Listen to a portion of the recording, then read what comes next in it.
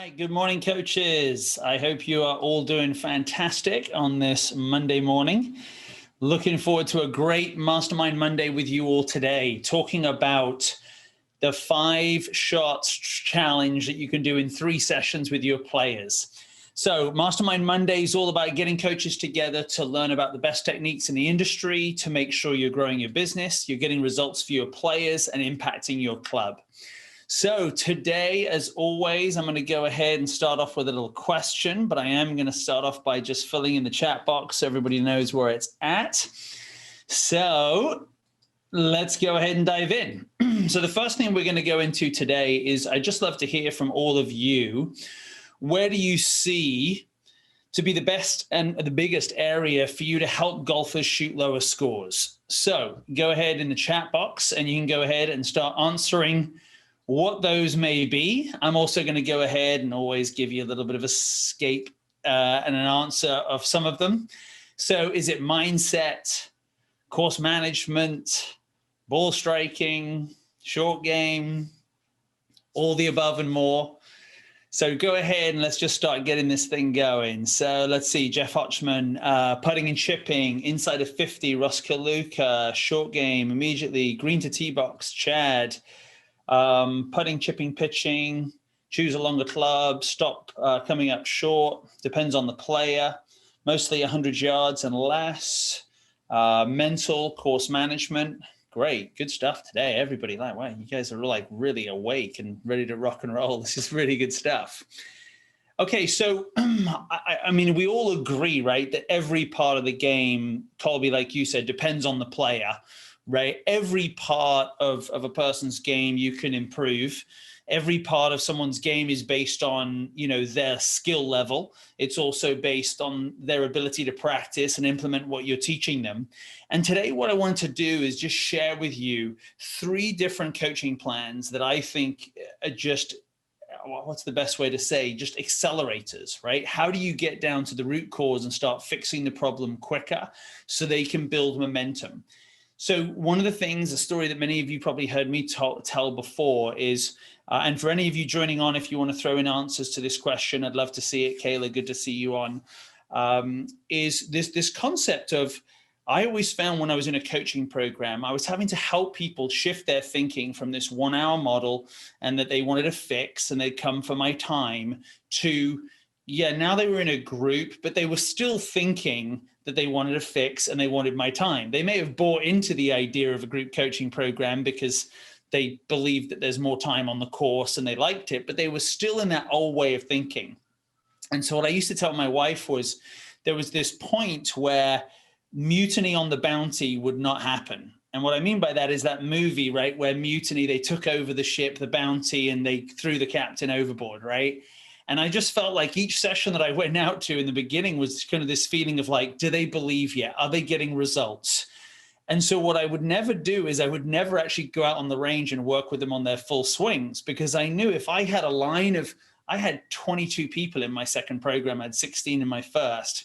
If I was working with all these people and I started to change their golf swings, their scores would go up, their frustration levels would go up, and I would literally have to walk the plank, right? I could just see myself falling into a shark-infested waters. So my feeling was, what is the best way that I could get insanely quick results without even coaching? Because I'd have a group of people on the driving range, a group of people on the putting green, and a group of people over in an area where I'd mowed down some grass because we had no pitching green, where they would be hitting little pitch shots and chip shots. And so it always came down to what was the quickest way to get people better, because what I found was once I got their scores coming down, their confidence in me and my coaching program went up. It also went up in themselves because they were playing better. But what I needed to get to was a point where if someone was struggling, the rest of the group are like, come on, get with it. This is coaching. You should be part of it. You hear me talk about all the time, this idea of being the MC, right? The master of ceremonies. Like, you've got to make sure the environment is right for your players. So what you've got to do is have happy players. You've got to have people going through the process and dropping shots. Well, let me just ask you this, Ross. I got your text this weekend, so I'm going to throw Ross under the spotlight right here real quick. Ross, I think you said about taking a player from 130 down to 100. Just explain that. Let's see where Ross is. Ross, can you go ahead and give us a little bit of insights on that one? Yeah, so I've only been doing score method now for a week, and I watched a guy shoot a 70 in a player assessment for 9 holes, and he usually shoots around 130. And then I taught him toe up chipping, told him to use his 7-iron like 45 times today. And his only goal was to manage tension. And I showed him a couple of strategies to do that along with his 7-iron, and he shot a 100 the next day out. And that was his best round ever by 15 or 16 shots. So it was pretty cool. Just a 7-iron chip and tension management strategy. That was it. I love it. So limiting the amount you gave him. And now I would say that you've got a convert, right? I mean, so you can now use him, Ross, as a way of like, if someone's struggling, just walk away and let him be the person sort of saying how great coaching is, correct? Yeah. Mm-hmm. Yeah. And so that's one of the big things that I want to challenge you all to, is that when I'm in a coaching session, I want the other people in the group to be talking about how much they've been, like, without me even asking them, but just sharing it with the newcomer, right? It's like they're coming in, no, this is what you got to do. And this is just stick to this and stick to this. Just trust Will, trust the team. It's going to work. And so that's a huge part towards coaching. And so what I did today was I put together this past week just an outline of some of the key game plans or coaching plans, I call them, that I run through. And so what I'm going to do here is I've got to move all these things on Zoom off to the side here. I've got so many things. I want to see all your guys' faces, right? So the first thing I'm going to do, Colby, you named it really well. You said like, well, it depends on the level of the player. So what I want to do is I want to go through 3 different levels of players, and I'm going to tell you what I see to be the biggest problems, solutions, and how I go through them, okay? And these are things that I have tested over and over again and just seem to work every single time. And though, yes, people are individuals, trust me, they always come down to the same problems. And as they move down through the paths, or in your businesses, as you move up the path, you run into the same problems, right? So the first thing I want to start with is the 105 plus shooter. So like Ross was saying, right, you know, they're 110, 120, 130. And I see the biggest thing here to be distance control, okay? And what I'm going to talk about here is distance control through eliminating loft. And Ross, you actually just stated it in that last the comment that you just made there, is that the problem that I see for this type of player is they're losing strokes on and around the green. I mean, just way too many, right? Through a bad chip shot to 30 feet, a lag putt to 15 feet, a 15-foot putt to 3 feet, and then a missed 3-foot putt, right? So they're taking 4 shots to get down from literally the fringe of the green. And so what I challenge my players to do, and my coaches, what we talk about is like, how do you reduce the length of the second putt? Now think about this. I'm saying is when they chip onto the green, I don't even care if their proximity is close on the first putt. I care about the second putt because I know they're not going to get up and down in 2. It just is not going to happen. Maybe 1 every 20 times. So what I'm trying to look at is that how do I go ahead and get them to get, when anytime they're inside of 25 yards, get them into a position where they could lag putt into a distance that they can't miss, which, let's be honest, is about 2 to 3 feet max, right? So very short putt, which means I need them to be lag putting from probably in around about 15 to 20 to 25 feet. And so the process that we go through, and this was created with our juniors, right, is how could we speed our juniors up? And our juniors go through the hat system, which is you've got to shoot 39 from 100 yards. And when you do that, you go to the yellow hat, which is 150 yards, and then 200, and then the juniors, and then back. And we've done this for 15 years now. And what we found was it was all about eliminating loft. And so this is what the process that we go through. So the first thing that we do is you've got to make sure you have yardsticks. Everybody give me a thumbs up if you have yardsticks. Like, everyone got yardsticks. Okay, great. The best thing that I can suggest you do for juniors, which means also adults, because Kayla's coached our juniors and our adults, is make it as simple as you could for a 6-year-old, for a 60-year-old, which is we go ahead and take our yardstick and we paint the first 6 inches each side white. Then we paint it yellow, then we paint it orange, and then we paint it red. So it's showing them White to white is a short putt. Yellow to yellow is a slightly longer putt. Orange to orange is a longer putt. And red to red is the longest putt you could hit. And we have all of our players of whatever age just stand there and hit putts, getting comfortable, understanding the distance that they're going back and through. So starting to understand how to go ahead and control distance through the length of their stroke. And you'll be amazed how quickly just leaving somebody on that with 5 golf balls, just having them putt to different targets. I never have them putt to a hole because they get tense and they're trying to roll the putt the right way, but just getting them comfortable going uphill and then downhill, uphill and then downhill, and just going yellow to yellow uphill, yellow to yellow downhill, orange to orange uphill, orange to orange downhill. Does that make sense to everybody? So a white to white is 6 inches on each side. You know, there was 12 inches on each side, so it's going back on a yardstick. So as I go through this, there's 2 things that they're doing. One is they're getting alignment, because the alignment stake is between their feet and the ball is right there. So they're aiming correctly, which is good. They're also seeing, you know, that the impact is square because we've lined them up, right, with the yardstick down where they're going, but they're gaining distance control. So they're getting alignment and distance control, okay? As we start to do that, we then go into the lag putting where, pardon me, I then have them with the yardstick in front of on their feet, but I want them to putt with their eyes on the hole. So my feeling now is just getting them comfortable, starting to actually see the distance they're hitting the shot. And what I always explain to them is this feeling of, look, if I'm throwing a football to somebody, I'm going to be looking where I'm throwing it. If I'm throwing a basketball, I'm going to be looking at where I'm going. If I'm throwing something into the trash, I'm looking at it. I'm not looking at what I'm throwing. And so my challenge to them is to get comfortable actually watching the ball roll. Inevitably, we've all had this before. Oh, but it feels uncomfortable. Well, your whole golf game feels uncomfortable. You shoot 120, right? I mean, like, it's just a drill. Just get comfortable looking at the hole and doing it. And within 5 minutes, they tell you, can I do this on the golf course? But what we're starting to do here, for me at least, is I'm taking them out of thinking distance, because before they were watching how far back. Now they're feeling distance. And I start to move further and further back, and I move our way off of the green. So what I want to do is just like feel there's no difference between a short putt to a slightly longer putt to a fringe putt. And I'll go all the way back in the fairway, and I'll go ahead and have them putt, you know, from 5-10 yards off the green, just putting onto the green. And so they're starting to feel comfortable. Now, this is the beauty. Their alignment is never off because they've got a short stroke, right? And they've lined up. So it's not like with a chip shot, I'll see them hook it and top it and chunk it and hit it right and hit it left. At least they're always running right past the flagstick, or they're short. So now all we're controlling is distance. And then what I do from there is I actually take them back into the rough, and I have them putt from the rough, obviously not US Open rough, but, you know, some nice rough like this, and get them to putt and start to realize where a putter basically tips out. Like, you can't do this anymore because now you're making such a big stroke with a putter. What I want to do now is put hybrid in your hand.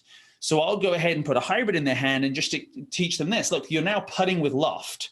So you've got loft on your putter. A putter has 3 degrees of loft. This might have 19 degrees of loft. So I just want you to take the exact same stroke. And what's amazing is the first couple times they do it, every time I'll have players literally chip to 3 or 4 feet. And they're like, well, I don't know how far it goes. I'm like, well, this is a drill. This is going to teach you how far it goes, but it's no different than what you just did with lag putting. And very quickly, what I see is you turn a person from, you know, getting out here trying to make a pitch, you know, from off the green to thinking of a putt off the green. And I now have my players who are even shooting 100. They're like reading chip shots. They're seeing, oh, there's a bunch of break on this because I'm considering this a putt. I'm putting with loft. And I'm telling you this, what happens is they gain so much confidence because they don't have to bother with alignment anymore, because they just, you know, they're putting so they can read the green. And now all they've got to do is control distance and not loft. And so my players, like you just said there, Ross, by just going to a 7-iron, right, toe up and, sorry, toe down, just going through that process, I mean, it's unbelievable that they go from missing the green with chip shots to hitting within 15 feet. Now, remember, that's 15 feet long or short, left or right. So it's really a 30-foot gap. Well, and then with their lag putting, they've been working on the ruler, And within one session, like you said, Russ, I've had players go from 120 to breaking 100, and they're like, oh, this is the best thing ever. And I'm like, well, it's just, we've just taken away a lob wedge and a sand wedge and trying to add leaning forward and hands forward and all this information. So before I go on to the next one, just any thoughts, comments, suggestions, feedback on this one right here? You're welcome to type in or chime in. I'm going to pick on Peter right here because I haven't spoken to Peter in ages. Peter, what's your thoughts and feedback on this one? Any comment, suggestions? No, it's a lot of what I already do. I love the painted yardstick idea. I'm not clear visually on that, but Ross is helping me out by sending me a picture of his. Perfect. And yeah, it's exactly what I face in most of the kind of group coaching I've been doing to this point. Where shots are lost around the green for no real reason other than strategy or club selection, or tempering the expectation or goal of having maybe a 25-foot birdie putt, thinking that, oh, this is an opportunity for birdie, rather than no, let's temper that down. Let's get your first putt inside of a 4 or 3-foot circle so that your next putt is an easy par putt. And you move on to the next hole instead of trying to make that 25-footer, rolling it, 10 feet past or 10 feet short. And now you're adding 2 more strokes in. Yep, absolutely. And so there you go, right? These ideas of expectations, but I'm meant to use a sand wedge from here. If you're good, you're meant to use a sand wedge from here. But when we're learning the game, I love skiing, but I'm not good at it. I don't go to the top of the mountain. I don't go on iced moguls because I wish I could, but I just can't. And I try to avoid trees, but sometimes I don't. I hit them. But the idea here is, let's take where your game is and start to help you through that process. So what I would suggest to all of you, and yeah, in the chat box, just go ahead and give me a thumbs up, or I'm already doing this, or this is new to me. But when someone says, I'm allowed to hit a hybrid from here, I'm like, yes, you're allowed to. As a coach, often we have to give permission to our students because they've been told off the green. My pro told me, or I see them hitting a sand wedge. I thought I had to do that. So I really want to challenge you to just to write in the text box right now. Remember, here it is. It says me saying hi. Are you currently doing this? If so, have you seen the results? Because like I said, it's literally you can get 15 shots off of a person who's shooting 120, right? Because of how many shots they're throwing away. Yeah, Kayla, I use this a lot with my ladies who struggle with understanding distance control. They love the visual. Yeah, perfect. And so again, now what we've taught them is how to go ahead and start to control the impact, control alignment, and we've taught them very, very little. So the next step we want to go into here is that 95 shooter, that person who's really trying to become better than bogey golf. I would say they're looking to go from 95 to 85. I know I told you it was 5 shots. The reason why I left it to 5 shots in 3 sessions is the last one is going to be 5 shots, which is the 85 and lower. But really, this is upwards of 5 shots. And the way I'm saying this is in 3 sessions. I'm not saying to do all 3 of these. I'm saying is if you worked on this for 3 sessions with someone, it's impossible for you not to get 5 shots off of their game. I just have done it for too long with so many coaches that it just works every time. So the next one we're going to talk about here is distance control on greenside chipping. Okay, so you're going to hear a theme here about distance control.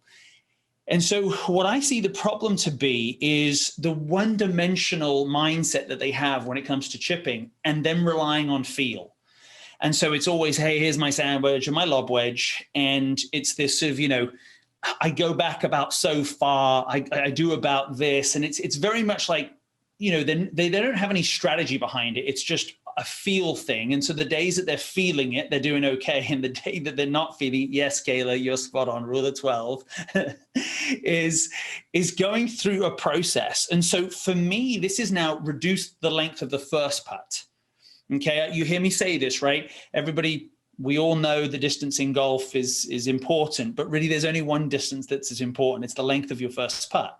Proximity from the hole is the most important and the most impactful number that you can have to lower scores. Now, obviously, if you hit the ball further, why? You can then hit it closer to the hole because you have a shorter club, which means you're closer to the hole. So the end goal is the shorter the putt you have, I think it was was it Scott Hoke that said the best way to become a great ball striker the best way to become a great putter is just knock it stiff, is have short putts. So now I'm looking to how often can I get them inside, like Peter said, that 3 or 4 foot circle? How often can I get them in there? And so the rule of 12, I'm going to go into it really basically here, but Paul Runyon created this. But my biggest thing, the area I see is they do not understand what a landing zone is. So they get out there and I'll put a chip out there in front of them. I say, where will you land this? Go ahead and put this coin. I have these big coins. Put it the way you want it. And they'll walk 20 paces across the green and place it there. And in my mind, I'm like, wow, I can't believe that they're thinking that. But as a coach, that's what I need to be aware of. I need to be aware of what they're actually thinking. So they're going to fly this all that way. And so to me, the first thing is helping them to understand whereabouts. So we'll take 3 golf balls and we'll go, right, throw it as quickly as you can, as close to that hole. So I'll have one, 25 paces away, and I'll throw 3 balls really quickly within 5 feet onto the green and roll it the whole way across as they throw theirs. And my 3 are within, 6 feet, and theirs are all over the place. They lobbed one super high. They can't even throw it close to the hole because they're trying to lob it this way or lob it that way. And so very quickly they start to, change and start to throw and land it in front of themselves. So the first thing is getting the landing zone. The second one then allows them to understand carry versus roll and that ratio, right? And so this is where, again, the basics here for all of us is 1-to-1 is a sand wedge, right? 3-to-1 is a 9-iron, 5-to-1 is a 7-iron. And you can go into that in much more detail, but that's basically the physics behind it, is we want to land and roll. So I'm always teaching to get side on to the chip. And I'm saying, like, how much are you flying? How much are you rolling? And so from there, they can start to get a better idea of what clubs they should be taking. Because what I want them to be able to do is miss hit a 7-iron, it land on the green and run to 10 feet, compared to miss hit a lob wedge, lands on the green 10 feet and rolls out 5 feet, or they blade it over the green. So we've got to give them a way of picking a club. And what's funny is they know how to pick a club from 150, it's my 7-iron, and 100, it's my pitching wedge. But they get around the green and they think it's one club. And what happens there, and the way I describe this, is that they start pitching the ball when they should be chipping the ball. Now, I don't know what your definition of a chip and a pitch is, but to me, a chip shot is the same motion every time, which looks a lot like a putting stroke, and I change the club. A pitch is I can change the club, but I'm really actually changing the distance of my backstroke. The length of my backstroke is a pitch. So I'm seeing people go to here on the fringe of the green when I'm saying you could just be putting it with a 7-iron instead of trying to pitching it with a sand wedge. And so we're really trying to minimize error. And when they start to see that, I'll have them take out their sand wedge and I'll get a brand new beginner. And I'll be like, who's never played, and I'll give them a hybrid and tell them to bump 3 hybrids or bump 3 7-irons, and they'll beat someone who's a 10 handicap because I'm showing them how difficult the shot is. The beauty behind this is then I give them 3 balls and I have them challenge themselves. And I say, look, hit 3 with a lob wedge and hit 3 with a 7-iron. It's your choice. And it's unbelievable how quickly they're like, wow, I've never done this before. This makes total sense to me. So Kayla, what's your experience been? You typed in rule of 12. What's your feeling about the rule of 12 and that process of going through that? I love rule of 12, and I think it's really exciting to see beginners or players who are struggling with their short game see this come together, and you almost kind of watch the light bulb go off and they're like, oh my gosh, this is so much easier. Trying to make it so much harder than it needs to be. I find that the hardest part of it for a lot of players to get is understanding the ratios. Mm-hmm. That takes some time, but they at least understand which clubs they need to start using, and that they can use a 7-iron, and you can even throw a hybrid in there too. Yep. And it's really cool to watch it come to life. Exactly. And so I would even go with, that 95 shooter is, look, here's your 1-to-1 club. It's a sand wedge, right? Here's your 5-to-1 club. It's your hybrid. And let's put a 9-iron in the middle, like whatever they feel comfortable with, to at least give them multiple tools to use around the green. And then what I'll also do is I want to show them that they are tools to be used at the right time. I said, look, isn't this hybrid great? And then I'll put them behind a bunker, or I'll put them in thick rough and go, now hit the hybrid. And that was not possible. I'm like, exactly. So it's not possible to use a hybrid from here. This is where a lob wedge would be fantastic. But it's also not logical to use a lob wedge when you could use a hybrid. So I'm not trying to tell them you have to use this club at this time. What I'm showing them is there are ways to use the tools. There's a Phillips head screwdriver really comes in handy when you have a Phillips head screw. It doesn't come in handy when you have a nail. So the idea is, you're still giving them the freedom, but starting to show them that there is a method on how to chip and gain more consistency. And this is why I always have them hit 3 golf balls. They'll pace it off. That was 12. Now pace that one off. That was 6. Well, which is better? Well, the 6. Okay, so over time, I want you to transition from that lob wedge on these types of shots to a 9-iron. But going over a bunker out of rough, I need you to continue to hit lob wedge, but let's try and hit 3 9-irons from out of this rough. And they hit it to 20 feet, 40 feet, and leave one short of the green. You see? So it's really helping them to start to understand that there are multiple clubs that they can use in these positions and see them more as tools rather than the one and only thing that they can do. So the next one here is 85 and below. And I just did this with one of my juniors who's probably 11, and he went out and did this 2 days in a row and made 6 birdies and won a tournament by 10 shots. And so it works really well. And that was one session of him doing this. And it comes down to distance control inside of 100. What amazes me is, as golf professionals, I think we all know that 70% of shots are played with inside 100 yards of the green. And that's for good golfers. High handicap golfers, it's even more. Yet someone gets to 100, and this is my full pitching wedge. They get to 80, and it's like, it's somewhere about here, 70 somewhere, 50, I have no idea, 30, something else. And so it's crazy that we don't spend more time helping people yardage gap their wedges. And this is for better golfers. There's nothing as good as building out them a yardage chart. The problem I see here is, again, their proximity from the hole when they're wedging the ball. They can chip the ball reasonably close to the hole now, and they're getting up and down occasionally. But the thing is that they got to reduce the length of their first putt. Nobody makes a lot of putts from 30 feet. Quite a lot of people make putts from 10 feet. And so the challenge here is taking them through a process of just gapping out their wedges and trying to give them different numbers and different trajectories. And so my experience has been is always figure out their full swing first.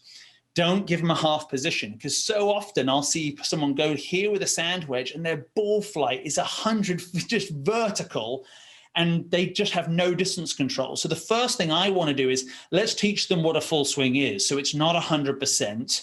It's a little bit more compact. It may even feel to them like a 3/4 golf swing, but we all know it's an 80% sort of, back to here, trying to control the ball flight, get a better contact with the ball first. So that's the first thing that I would work on, is just let's understand what that looks like. Once I've got that ball flight, just naturally when they shorten the swing up, right, the ball's tending to be more consistent and a little bit lower, a little bit better ball flight to it. Once I've got that, I then identify for them what is and define either your 3/4 swing, your 9 o'clock swing, your 70% swing, however they want to measure it, I don't mind, right? But I want to get them something for me that's 9 o'clock, their arm across their chest, saying, this is the second swing you're going to make. This is the full one. This is the second one. So at least they have 2 positions.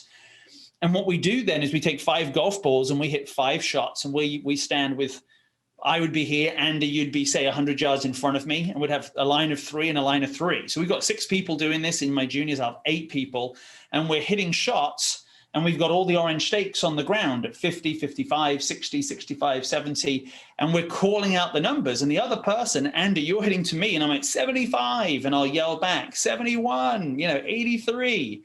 And all they're trying to do is hit that 9 o'clock position. And we write out 5, and then I hit 5 back to them.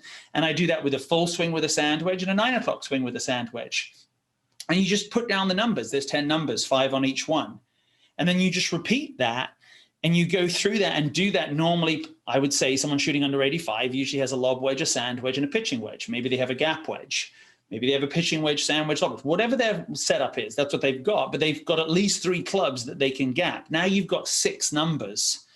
And just by getting those numbers, it is transformational. Because my thing is, if I know a 9 o'clock lob wedge is here and it goes, let's say 70, well, then I knew if I'm 65, I've just got to cut a little bit off of that. And if I'm 75, I add a little bit to it. So it just opens up just those 2 positions on the clock, open up actual control. And then I tell people, now that you have a system, feel would be the difference between 70 and 72, not somewhere in around about here is where I'm trying to gauge 70 yards with my sand wedge. And so for me, this has been unbelievable just over the years of running through this process of helping people yardage gap. And from there, they just do it on a weekly basis. The yardage gap, it's basically 30 shots that they have to hit. They track those numbers. They make sure the position this one isn't getting long and this one isn't getting too short. So they match up. It's transformational with my players because they start hitting the ball close to the hole. That means they stop having 3 putts. They start making more birdies. And this is where someone from 85 can break 80 just working on this, because that's the biggest area that I see as a problem is their wedges. They say, I've got a pretty good wedge game. And I'm like, compared to other parts of your game, you might think it's good, but comparable to how important it is for your game to try and consistently break 75, it's nowhere near good enough. So again, we're about to run out of time right here, but I'm hoping that what you saw from today, these are 3 of the game plans, coaching plans that I've used for years now that will transform your players' results. It will get them on board. It will get them to have success. It will build their confidence. And when you're in a group coaching environment, it'll get everybody competing against each other, having a great time, having that community and seeing the value that, my goodness, it's not about how much time I have with my coach or how much he talks to me. It's about how many shots get dropped off of my game because I can do it when I'm under pressure on the golf course. So everybody, I'll be respectful of your time. I love this. For any of you that want to get on the journey, I'd love to get on a call with you. rgxcoach.com, explore. Let's hop on a call. Let's find out about what you're doing, where you need help, how we could help you in the journey. But everybody, please go out there this week, start implementing these tools, change them the way that you need to, but most importantly, focusing on your players and get them to shoot lower scores. Go to the root cause. Even if they come to the driving range asking for one thing, be willing as a coach to give them what they actually need to put them on the right journey. So as always, everybody, much appreciated. Have an amazing week, and I'll catch up with you all next week. Thanks, everyone.